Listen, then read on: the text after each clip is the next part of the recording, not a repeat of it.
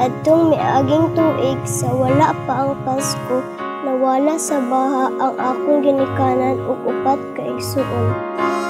Tungod sa kamaayo sa ubang tawo, nabati gihapon nako ang paghigugma sa usa ka pamilya.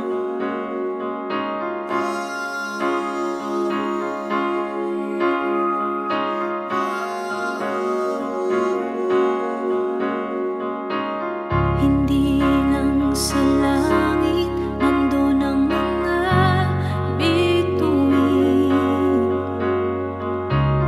Pag nasilayan ang pag-asa, mata mo rin ay may ningning. Hindi lang sa langit nandun ang mga anghel. May nag-aalay ng kabutihan, hindi mo man hingin. Ang magbigay ng sarili sa isa't isa. Ito ang kwento ng Pasko. Ito'y liwanag ng mundo. Alam mo, kapag nasa gitna na ng pagsasagip, hindi mo maiisip na kabayanihan yung ginagawa mo. Kahit sinong nangangailangan, dapat mong tulungan.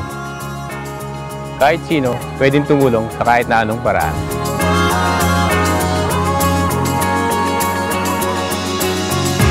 Dumarami ang mga tala tuwing Kapaskuhan.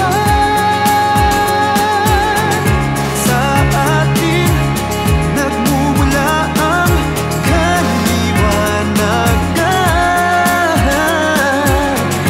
Dumarami ang mga tala tuwing Kapaskuhan.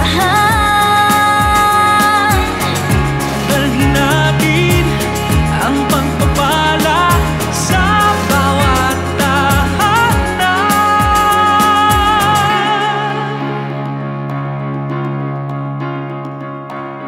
Ilang ulit man ng dilim sa buhay natin dumating. Di papalaw, di mauubos ang mga bituin.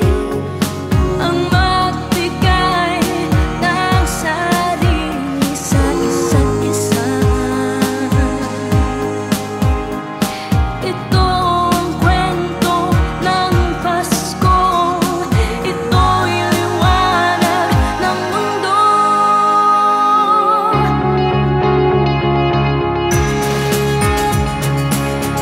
Sa parol na ito, pinapakita natin ang kabutihan ng pinagdiriwang ng Paskong Pilipino. Kapag meron ka nito, makakatulong ka sa ating kapamilya. Sana ikalat natin ang liwanag nito sa buong Pilipinas at sa buong mundo. Marami ang